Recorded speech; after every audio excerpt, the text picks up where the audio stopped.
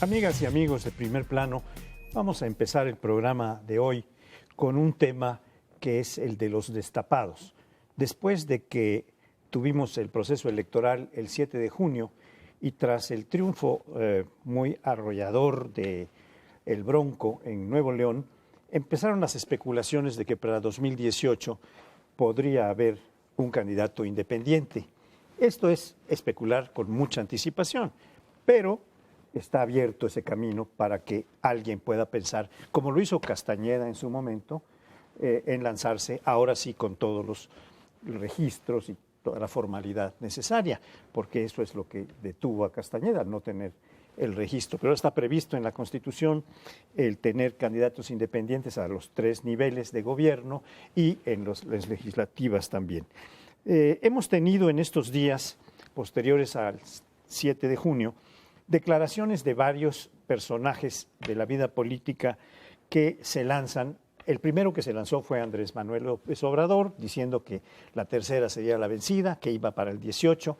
La segunda es la de Margarita Zavala, esposa del expresidente Calderón, que ha declarado en una aparente negociación entre las corrientes encontradas del PAN para retirarse como posible candidata a la presidencia del PAN, pero tomando la posición de candidata a presidente de la República y dejando a Ricardo Anaya como posible candidato único, que ya empezaron a surgir algunas disidencias, concretamente la de Corral, que dijo yo voy también por la jefatura del partido y va a tener ahí pues algún apoyo importante. La tercera declaración es la de Mancera, que también el jefe de gobierno del Distrito Federal, y hay otras que están soterradas, pero ya están anunciadas de alguna manera, como la del gobernador de Puebla, Moreno Valle, y como el propio Gustavo Madero, que si tiene algún éxito como diputado y como coordinador de los diputados, si es que esto sucede, pues pasaría a tener, como lo tuvo Josefina Vázquez Mota, la candidatura. Este es el tema que les propongo. Yo creo que a diferencia de procesos anteriores en donde claramente el ciclo político indica que después de las elecciones intermedias vienen los destapes, se empiezan a colocar, no hay, salvo López Obrador, que claramente está, digamos, ya puesto en la carrera con su partido personal, el resto no son como muy creíbles, ¿no? A diferencia de lo que ocurría en otras épocas, por ejemplo, a estas alturas del sexenio anterior ya estaba más o menos claro que Enrique Peña Nieto iba a ser candidato del PRI y bueno, podría remontarme a varios sexenios anteriores, estaban como muy claros. Estos abrieron fuego sin que tengan demasiada credibilidad, o sea, credibilidad de que vaya a avanzar esa candidatura. No está, por supuesto, nada escrito para Margarita Zavala en su partido, incluso coqueteó con la idea de que si no es por su partido iría por la pista ciudadana, misma actitud un poquito así jabonosa que ha tenido el jefe de gobierno de la ciudad. Bueno, pues sí voy por el PRD, pero pues también si me dejan la otra vía iría. No creo que sean candidaturas muy creíbles y no han logrado efectivamente esto que buscaban en un momento determinado, que era un gran impacto y cambiar la conversación pública. Veo 2 elementos nuevos en este ciclo. Uno, nadie de la estructura territorial, a diferencia de lo que ocurría en sexenios anteriores, es decir, gobernadores sube al gabinete. Yo no sé si Rodrigo Medina se pensó que realmente tenía capital político suficiente para subir al gabinete y después correr por la presidencia, queda pues totalmente frustrado eso. Si Querétaro lo había pensado Calzada, tampoco funcionó. Es decir, no hay ningún gobernador ahora en toda la estructura, me refiero al PRI, que pueda en estos momentos decir yo soy un candidato serio. Por tanto, todos los reflectores se van al lado del gabinete, que es toda una novedad. Y está el último elemento que pongo también sobre la mesa para que lo consideren, a quién van a nombrar en el PRI. O sea, va Camacho a la Cámara de Diputados, va a ser diputado, con toda probabilidad el coordinador de la bancada, y queda descubierto el revolucionario institucional, y ahí tienes pues un pleito de proporciones colosales, ¿no? Porque finalmente el mensaje que mande el presidente, claramente será él quien nombre al presidente nacional del PRI, ya fuera máscaras, nada de democracia interna, ni procesos de auscultación, estoy seguro que va a alterar enormemente el juego sucesorio. 2 comentarios. El primero, que la suerte de Andrés Manuel estará muy ligada a lo que pasa en la capital, a cómo se comporte Morena como primera minoría en la Asamblea Legislativa del Distrito Federal, cómo gobiernan a las delegaciones que ahora van a tener, si se distinguen realmente. Es decir, me parece que su posible popularidad o éxito va a depender, en esta ocasión, de lo que haga su partido en el Distrito Federal.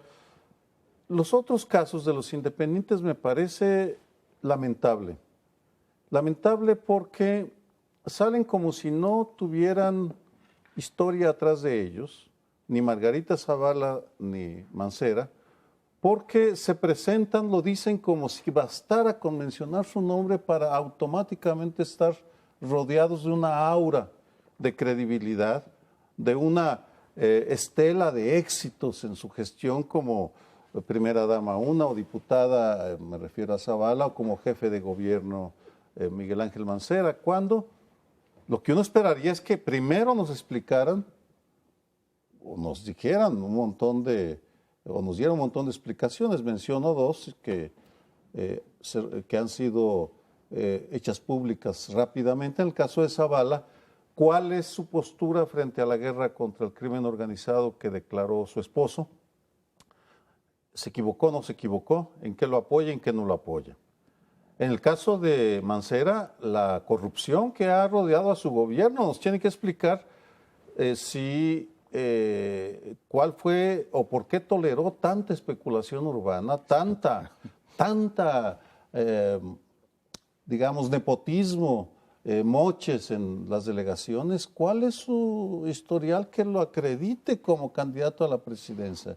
Son simples deseos, buenos deseos de su parte, pero no sustancia o ni siquiera programa que entusiasme. Se quieren acercar a la ciudadanía. ¿Para qué?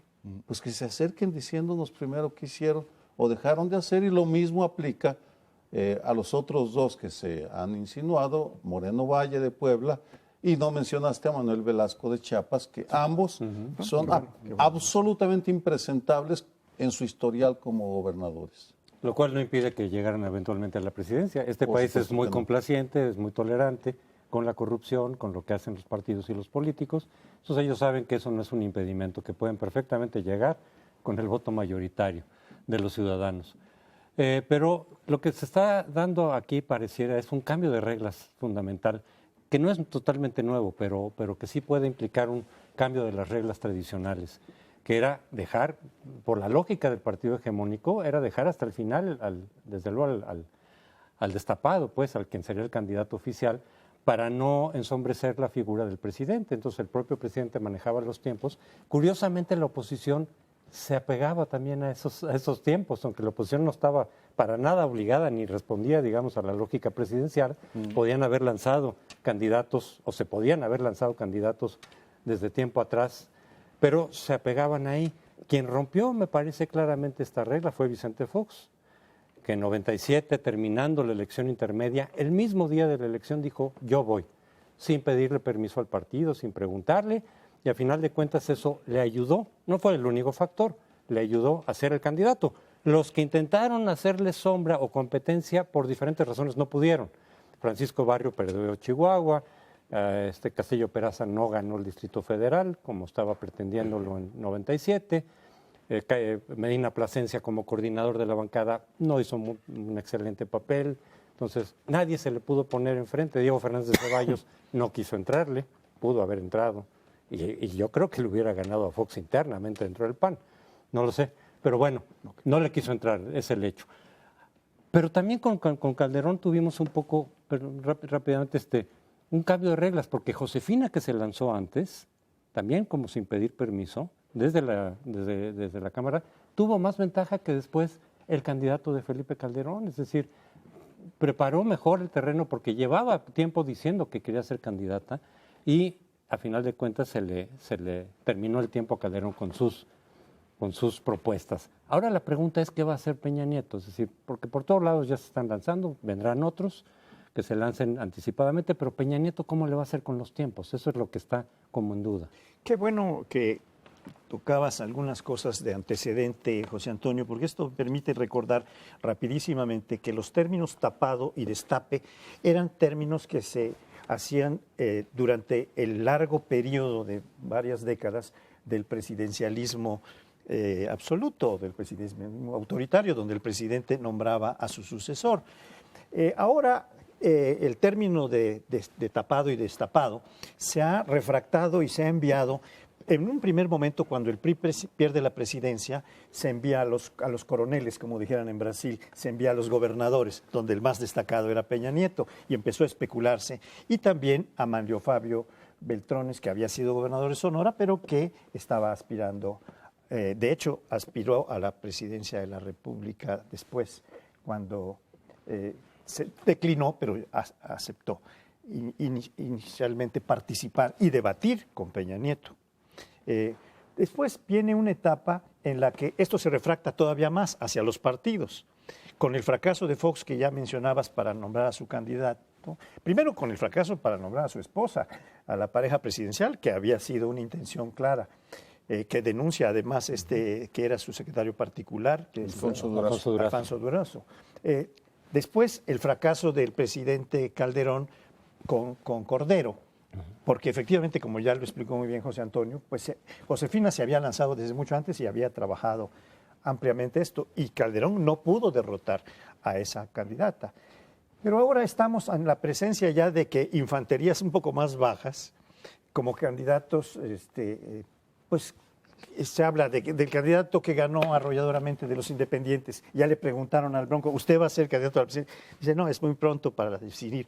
En fin, pero ya la especulación se está abriendo mucho. No sé qué opinas de esto. Y qué bueno que mencionaste al Niño Verde de Chiapas, porque es otro apunto. Mira, medio murió el dedazo, pero lo que está más vivo que nunca es el destape, los autodestapes. Porque medio murió porque aún en lugares como el Distrito Federal, por ejemplo, sí ha funcionado.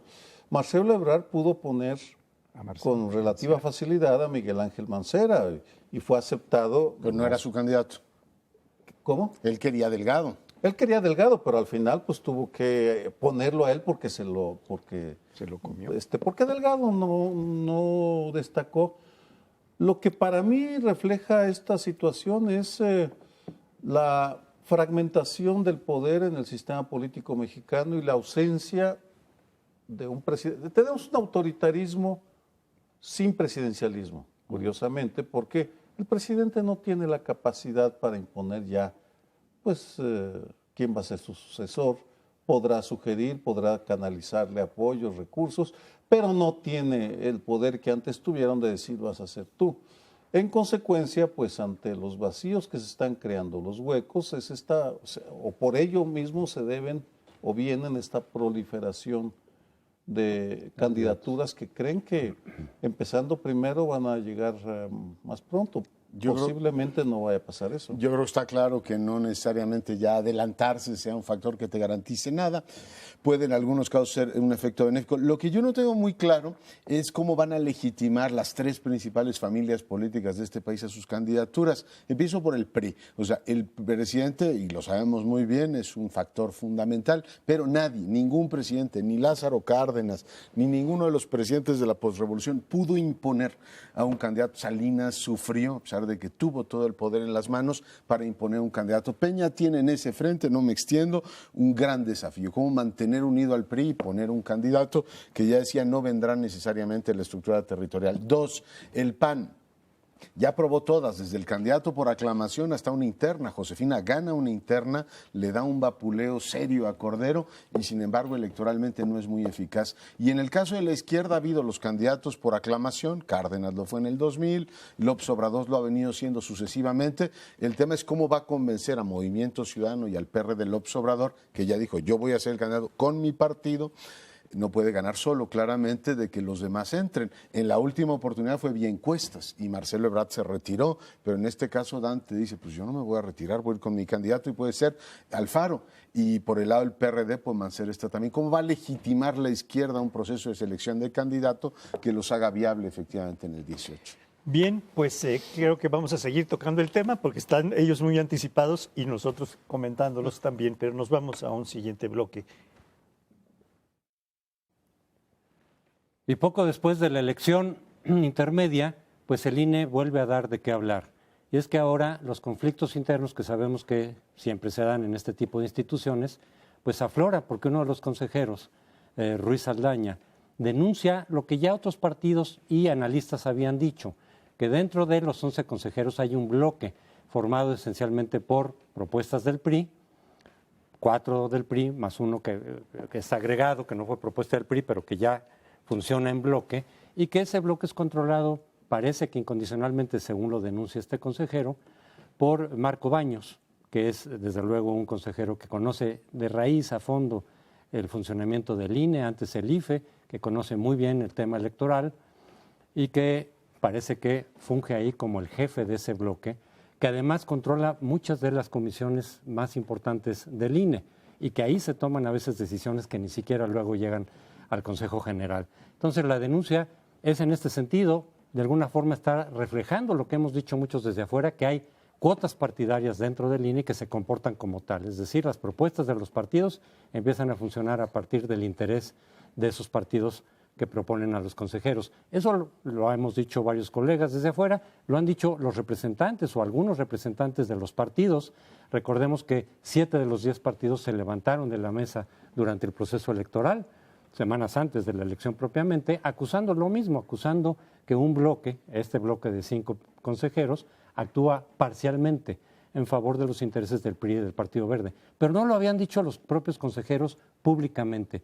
Y esto a mí simplemente me lleva a pensar que este conflicto, cuando se ventilan, me recuerda un poco el IFAI, cuando empezaron a ventilar los conflictos, y fue el derrumbe de ese grupo de comisionados del IFAI. Y ahora podría pasar algo por el estilo, porque creo que políticamente, aunque en términos de organización el INE hizo bien su trabajo en la elección, la organización de la elección, las decisiones políticas, el arbitraje dejó mucho que desear, me parece a mí. Y sigue dejando que desear. Me regreso a la denuncia que hizo Roberto Ruiz Saldaña, porque él también incluyó un comentario muy crítico sobre la falta de energía del presidente Lorenzo Córdoba al no intervenir para lograr, si no disciplinar, al menos conciliar las posiciones tan encontradas que parece existen dentro del INE. En el fondo, lo que estamos viendo es la consecuencia directa del sistema de cuotas por la cual desde el 2003 los partidos decidieron que no querían ciudadanos demasiado independientes, sino que querían ciudadanos dispuestos a entender las preocupaciones de los partidos. Y bueno, el PRI, con ese colmillo que lo caracteriza, ha sabido imponer gradualmente. El PRI o el PAN realmente han sido los que la voz cantante, han impuesto a su gente.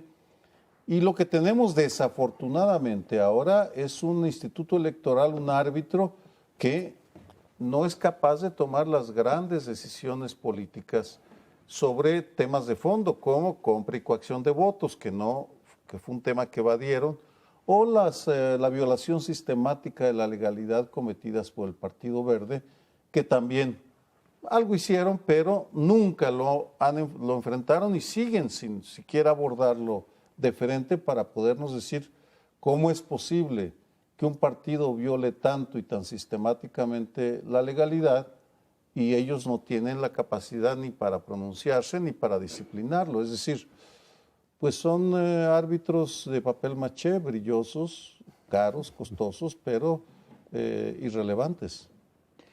Bien, yo creo que hay 2 cuestiones que puede valer la pena relevar después de los planteamientos que ustedes han hecho, dando los elementos fundamentales. Uno de ellos es la debilidad del INE, del nuevo instituto que tiene muchas facultades nuevas, tiene más dientes para poder intervenir y ha tenido un debilitamiento progresivo por diversas razones. Y como consecuencia de este primer debilitamiento de la institución en su conjunto, de su credibilidad, de su autoridad moral, de su ascendiente en el conjunto de la ciudadanía, de la conciencia ciudadana en general, está el debilitamiento de su consejero presidente, porque viene acompañado, pero además fue atacado en la mitad del proceso electoral con una grabación que le hicieron, que como se recordará, pues lo demerita, etcétera, sin que tenga ninguna consecuencia el que cometió ese delito, el delito de grabar, y grabar, por lo visto, ahí mismo dentro del INE, lo que quiere decir que ahí las cosas están tan encontradas Y el otro tema es el de las cuotas, que la debilidad fundamental del INE, esta falta de autoridad moral del INE, del IFE antes y del INE ahora, es el de las cuotas, que ya apuntaba muy bien Sergio. Pero yo creo que vale la pena recalcar que es indispensable, sobre todo después de estas elecciones, hacer una reconsideración para cambiar el sistema de elección de los consejeros ciudadanos, porque ahí está un foco de debilitamiento fundamental. Si ya estamos planteando de entrada que las cosas se van a resolver con cuotas de esta y de aquella manera, pero siempre con base en la lógica de las cuotas, ¿qué te doy y qué me das? Entonces estamos perdidos como ciudadanos. ¿Quién nos representa? Ese que es un movimiento ciudadano. Perdidos estamos y perdidos estaremos porque no hay ningún incentivo para que los partidos cambien lo que ha sido ya el modelo de integración de esos órganos, ¿no? Todo se va discutiendo así, incluso el cálculo que hizo el PRI sobre mantener un magistrado del Tribunal Electoral del Poder Judicial de la Federación, o sea, que esa plaza no se cubriera, es el cálculo eso de que se empaten y tener cercanías con algunos de los magistrados, o puede estar en condiciones de presionarlos en un momento determinado. Creo que eso va a ser muy difícil de que cambie en los próximos años, están todos los incentivos dados. Además, parte de la discusión más importante que tuvo el INE, la dio primero Pamela San Martín y después Ruiz Saldaña. Parte de la discusión es que esa comisión que ahora tiene Baños, de que es la integración de los OPLES, de los órganos locales, tendría que rotar. Y casualmente pues dijeron que no necesariamente era lo de rotar, no rotar. Recordamos también que Pamela San Martín votó en contra de la integración de los OPLES, fue un voto particular. Es decir, las tensiones estaban ahí. Y buena parte del problema que hoy tenemos en la estructura territorial es que pues en Sonora el PRI pidió que atrajera el INE la elección, no ocurrió, finalmente como el PRI ganó ya no le importará, pero aquí en el Distrito Federal tenemos que la primer partido en el DF está diciendo que hubo un fraude masivo, o sea, pasamos sobre el tema sobre ascuas, pero directamente Morena está diciendo que en la capital hoy mismo hubo manifestaciones, hubo un fraude muy importante en varias delegaciones. Entonces, oiga, la integración de los órganos locales es una cuestión sumamente delicada. ¿Y qué es lo que ocurrió? Nuevamente cuotas de los partidos. Yo termino diciendo, no tiene arreglo, a mi manera de ver, el INE tal como está, porque no puedes tener un órgano que te organice elecciones, que al mismo tiempo te multe a los partidos y que al mismo tiempo tenga que estar lidiando como si fuera un parlamento con los caimanes del sistema político. Es decir, tiene a los partidos, al sujeto regulado, lo tiene sentado en la herradura discutiéndole prácticamente todo lo que hace. Yo creo que ese modelo está condenado a ser un modelo desequilibrado. Muy bien dicho, y además las formas cada vez son más lamentables por burdas. Es decir, se impone o se nos quiere imponer una visión de la democracia como el imperio de los bien portados y de los bien educados, y haciendo a un lado todo lo que estuvo mal de esta elección. Tú hablas del fraude electoral en el Distrito Federal, pero me parece que habría que agregar las casillas zapato en Chiapas, claro, cometidas por el Verde Ecologista, la compra y coacción en diferentes lados. Es decir, no les gusta que se mencione la parte fea de la democracia electoral, prefieren aparentar que todo está bien. Es el imperio de las apariencias que desafortunadamente no resuelve las contradicciones ni significa que estemos más contentos ahora con la calidad de las elecciones. Para mí fueron elecciones con poca legitimidad por una serie de razones que ya mencioné en su momento y no quisiera repetir. Y por lo que veo, esta opinión también impera dentro del INE porque están profundamente divididos sobre lo mismo, porque lo que están diciendo, el fraude no solo se dio fuera, sino se da dentro porque hay un bloque controlado por el PRI que impone sus decisiones y nos excluye. Ni más ni menos. Exactamente lo mismo que pasa afuera está dándose dentro y a ver cómo lo arreglan. Y ese es el problema que yo veo. Veo con preocupación, digamos, y con curiosidades. Nos vamos a ir con este INE al 2018, porque este INE creo que quedó bastante tocado en términos de autoridad moral, en términos de imparcialidad, ¿no? Porque las denuncias ahora vienen desde adentro. Eso es un poco lo importante de lo que está ocurriendo ahí, que no nada más ya es de afuera simplemente, sino desde adentro se está diciendo, aquí están funcionando las cuotas y de esa manera se pierde la imparcialidad. Porque la alternativa es, si se va a abrir otra reforma electoral, como es bastante probable, antes del 2018, estaría la posibilidad de que los partidos digan, pues otro conjunto de consejeros, ojalá que fuera, en tal caso, bajo una nueva fórmula distinta que ya quite las cuotas, algo poco ¿Tú probable. lo ves, francamente? Claro. Lo veo Tiene poco que haber probable reforma porque los partidos, constitucional final de cuentas, para están eso. pensando en ellos mismos. Pero ahora muchos partidos ya se pronunciaron en contra de las cuotas, o sea, los que salieron perdiendo con las cuotas están en contra de las cuotas. Pero aquí el punto es, de todas maneras debilita la institución, o sea, tampoco lo veo como la mejor fórmula el volver a cambiar el Consejo, porque es que estar descabezando en cada reforma el Consejo vigente debilita la institución, pero mantener a la institución bajo la fórmula de cuotas también está debilitando la institución. Ahí había que entrar al mal menor y citaba los dos casos, Sergio, de Sonora y del DF, porque Sonora era un órgano panista y el PRI decía, no están haciendo ahora, y además el INE no interviene con el espionaje. Y aquí era un órgano dominado por el PRD, vamos, en alguna ocasión salió hasta un consejero diciendo, se me había olvidado cancelar mi credencial del Partido de la Revolución Democrática. Es decir, el contraste está ahí, no es solamente un PRI que funciona como tú lo describías claramente, es un sistema en el cual el problema no son las cuotas, sino qué participación de las cuotas tiene, así es que lo veo fatal, y descabezar al INE me parece la peor idea que puedan tener, es decir, volver a entrar a una disputa de cómo arreglas el sistema con la correlación de fuerzas que hoy tenemos en el Congreso, ya no es con mal, digamos, tapándole el ojo al macho como van a controlar, van a decir, señores... Entonces, ¿quién manda? ¿Lorenzo Córdoba o Marco Antonio Baños? ¿Cuál de los dos? Es una suma de impotencias. A ver, déjeme decir no par manda de nadie cosas.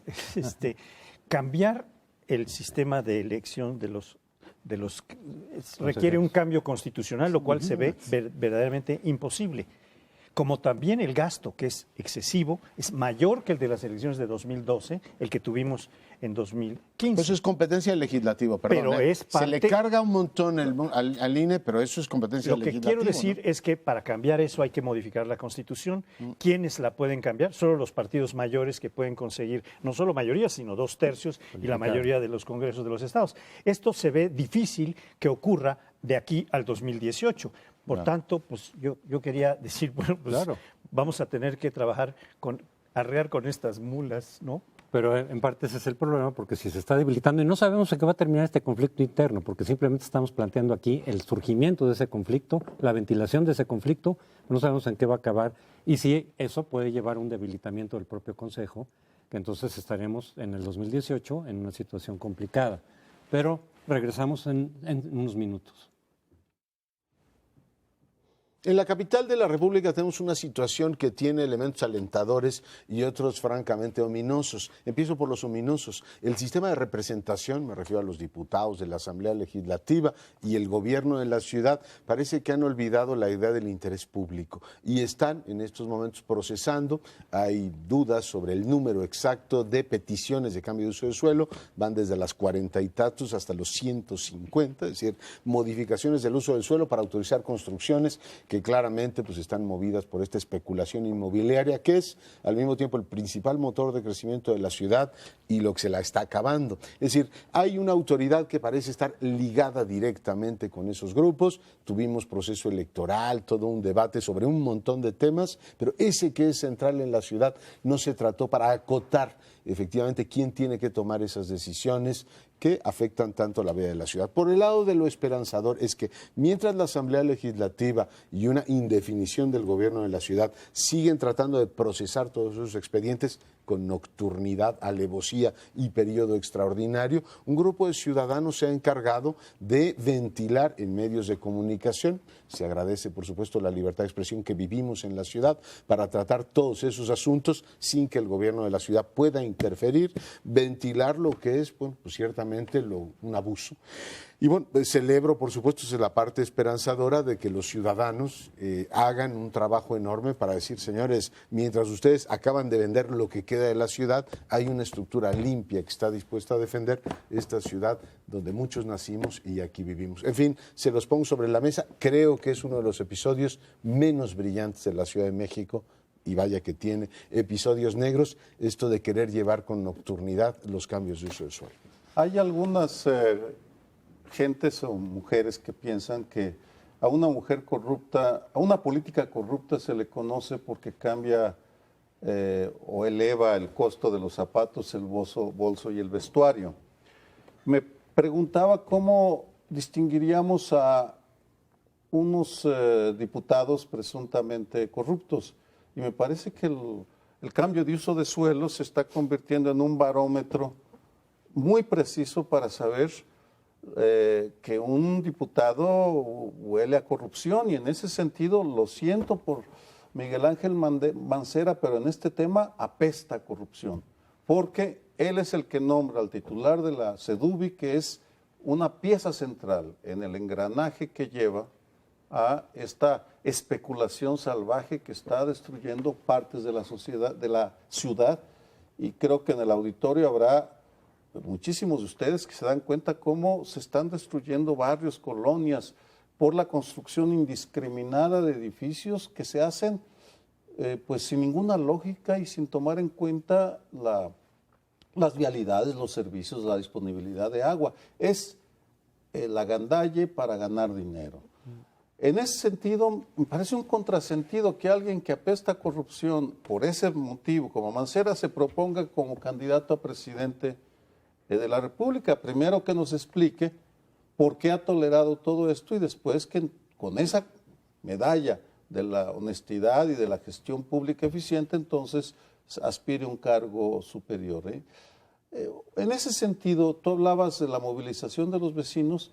Me ha llamado también la atención, y creo que hay que mencionarlo, la postura de Morena en la capital, que muy rápidamente tomó una postura en contra de lo que quieren hacer ahora en la Asamblea, que es pues echarse la corrupción del estribo, es decir, aprobar entre 41 y 150 cambios de uso de suelo. Imagínense 150 edificios gigantescos o conjuntos de edificios, no lo sabemos, que se aprueben en el próximo mes.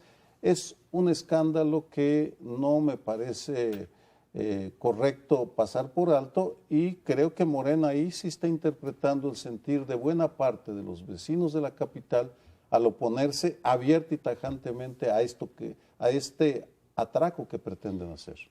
Bien, ya que plantearon este asunto que está en las manos de la actual legislatura de la Asamblea Legislativa del Distrito Federal, y que de despedida pueden cometer algunas trapacerías de Hidalgo, como se decía, el año de Hidalgo, que es el mes de Hidalgo, casi, ¿no? Porque en septiembre, el 17 de septiembre, debe entrar la nueva Asamblea, en donde la mayoría de los diputados ahora es de Morena. Entonces vamos a ver, no sé si se consigan estas 150 autorizaciones, sería un escándalo mayúsculo. Además, con todas estas denuncias que está habiendo de los ciudadanos que se organizan para evitar estas trapacerías y estos agandalles, como decías, de los desarrolladores, pues tenemos enfrente la otra circunstancia, que en la próxima legislatura Morena va a tener que entrar a imponer una norma mucho más, o una conducta de sus legisladores, que son mayoría, mucho más moral, mucho más ética, mucho más transparente que la que han venido desarrollando los legisladores del PRD, que tuvieron ahora un castigo severo, no solo en las delegaciones, sino en la Asamblea Legislativa, que toma decisiones muy importantes, sobre todo en esta materia y en otras, ¿no? Y también mencionando una de ellas, la cantidad de recursos que se han asignado a cada diputado de la Asamblea, no solo de dietas, etcétera, sino de los gastos que tienen de gestión, son verdaderamente descomunales, son mayores que los de los diputados federales.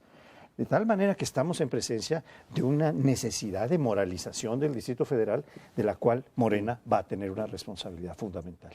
Sí, y ahí habrá que ver ese desempeño, porque en realidad desde que el PRD está gobernando la ciudad, desde 97, pues han ocurrido actos de opacidad y de corrupción, a veces más evidentes, a veces más ocultos, a veces se reflejan, digamos, en casas y cosas por el estilo, o a veces no, pero de todas maneras hay como desvíos ilícitos de fondos para distintos propósitos, distintos a los que esos fondos estarían destinados normalmente, y luego una gran opacidad respecto de qué ha pasado, de qué se hace, de cómo se han hecho las cosas, y pues muchos de quienes están ahora en Morena estaban en el PRD en ese momento, entonces sí tendrían ahora ya bajo las nuevas siglas que demostrar que quieren hacer las cosas de otra forma, distinta, más transparente y más acordes con lo que se espera de la democracia, que es rendición de cuentas y combate a la corrupción.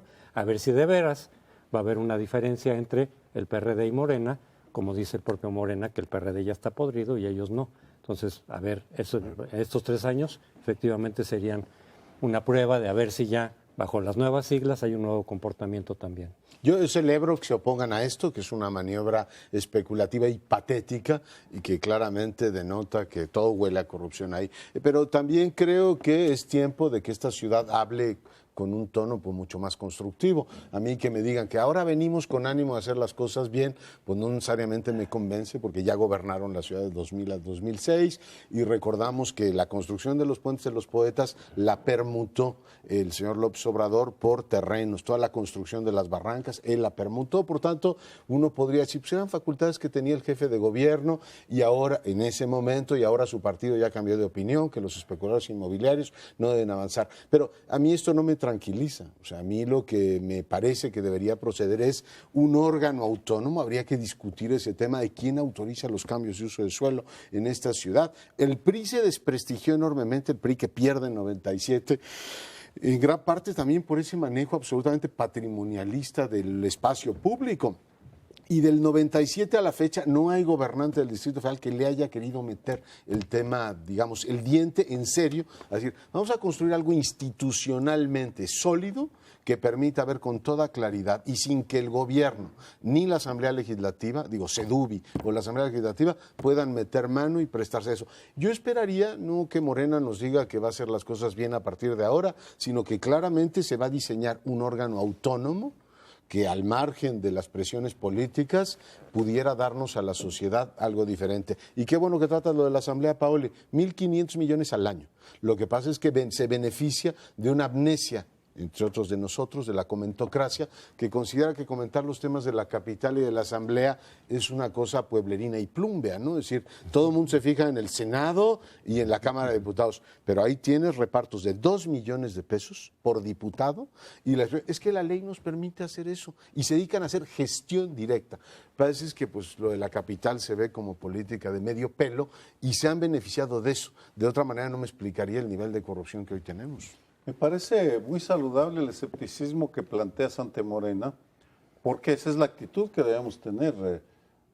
Por supuesto que es muy saludable que se hayan pronunciado en contra, pero ahora viene la prueba del ácido. ¿Qué van a hacer en el momento en que sean la primera minoría? Porque, para enmarcarlo en la política nacional, van a competir con Guadalajara, con Jalisco, o con Guadalajara y con Monterrey, vamos, para ponerlo... Las zonas conurbadas. Con las zonas conurbadas, porque ahí están fuerzas que también... Son nuevas. Fuerzas nuevas que han verbalmente enfatizado que van a combatir la corrupción, entonces tendremos una posibilidad de comparar quién realmente viene con ánimos reformadores y quién simplemente usó la corrupción como un recurso retórico para jalar los votos de quienes estamos hartos de este saqueo de las arcas públicas. Morena aquí, creo que hay 2 dimensiones, simplemente para tener el barómetro, el baremo con el cual vamos a comparar. Uno, ¿qué hacen con los que se fueron? ¿A cuántos van a meter a la cárcel? Porque no basta que lleguen y digan, ya va a ser diferente. No, en mi caso, justicia, que se acabe la impunidad. ¿Cuál asambleísta va a ser procesado por corrupto? Y luego, ¿qué hacen a futuro? Y ahí es donde viene, me parece, muy acertadamente el planteamiento de un organismo autónomo que impida que sea la SEDUBI o sea la Asamblea metan mano en los cambios de uso de suelo. Pero lo mismo puede decirse de la zona conurbada de Monterrey y de Jalisco, que están padeciendo de una problemática similar. Un órgano autónomo Pero que no esté con cuotas partidistas otra vez, porque si no, Claro. por el caso es lo mismo.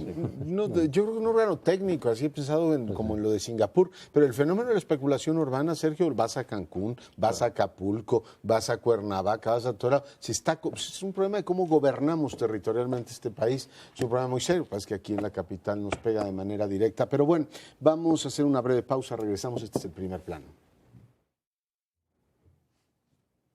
Bien, reservamos esta última parte del programa para un documento extraordinario, excepcional, que no ha recibido toda la atención que se merece. Me refiero a la encíclica del Papa Francisco sobre medio ambiente. Es un documento devastador, pero muy oportuno, porque toca una problemática muy clara. Nos estamos acabando al mundo. Es decir, estamos destruyendo los recursos naturales que nos sostienen como humanidad.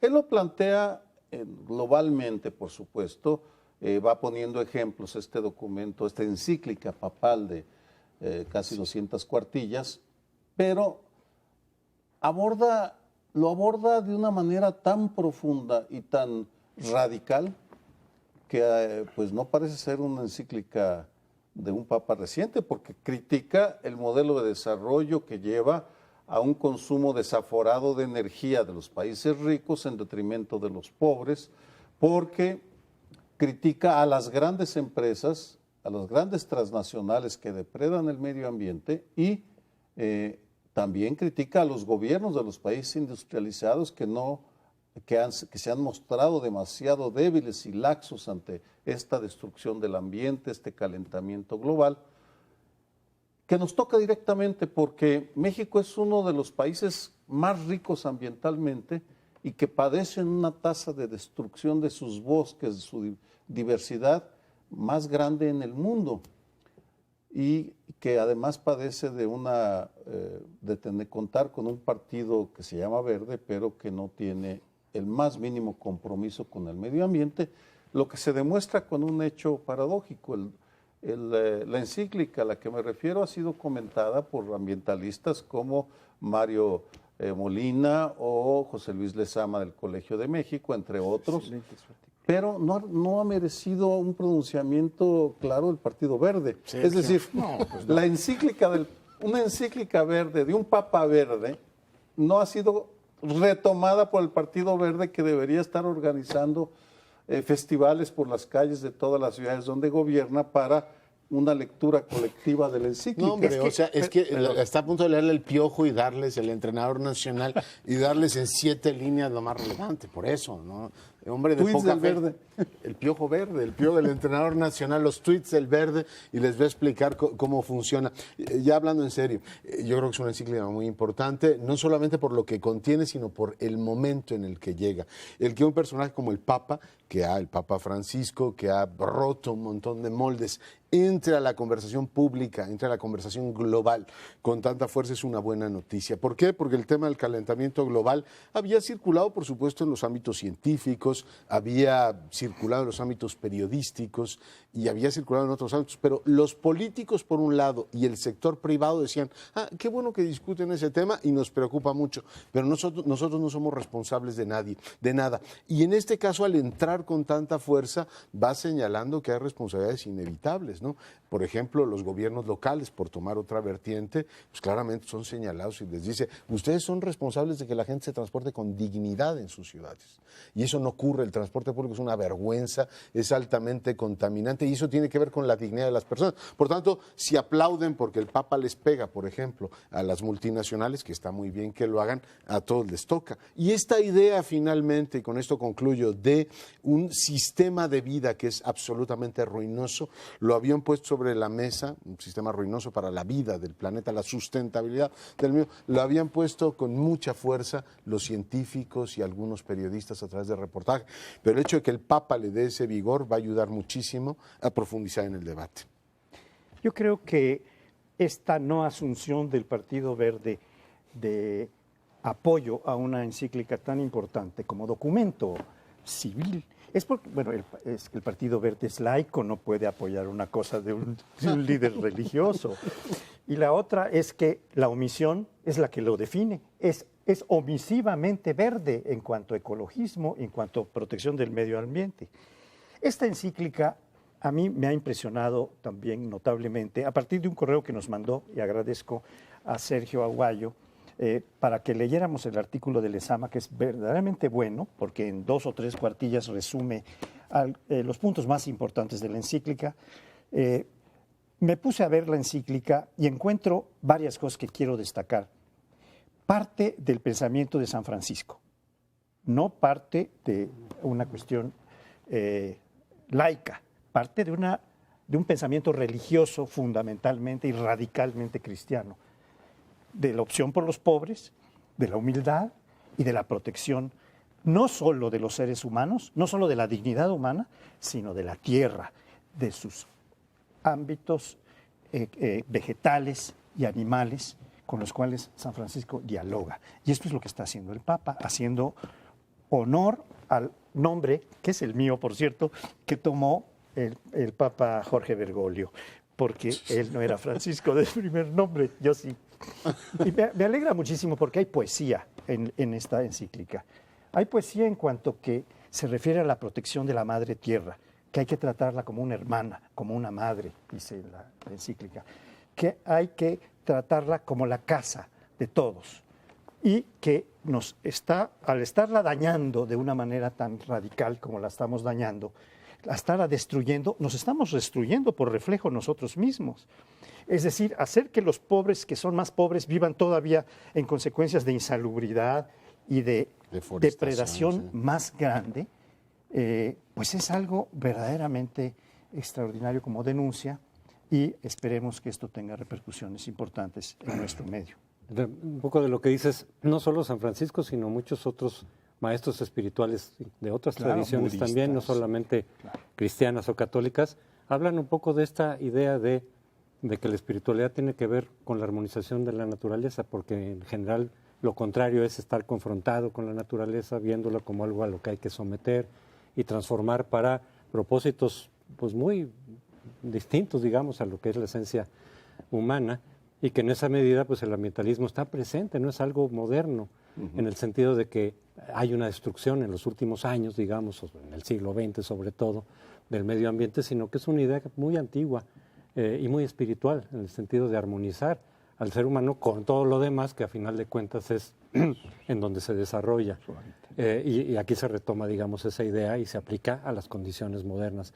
En ese sentido, lo que diría yo es que no solo en este tema, sino en muchos otros, este Papa Francisco es un renovador. Está tratando de traer en muchos temas a la Iglesia, pues desde, por decir algo, el siglo XI, donde se quedó atorada, a actualizarlo al siglo XXI. Para continuar con estas ideas, o para ligar este bloque con algunas ideas que surgieron antes, me parece que es el momento para que aquellos en el gobierno, aquellos en el poder en México, retomen esta encíclica para incorporarla de manera activa a sus programas de gobierno o a sus programas de trabajo. Doy 2 ejemplos.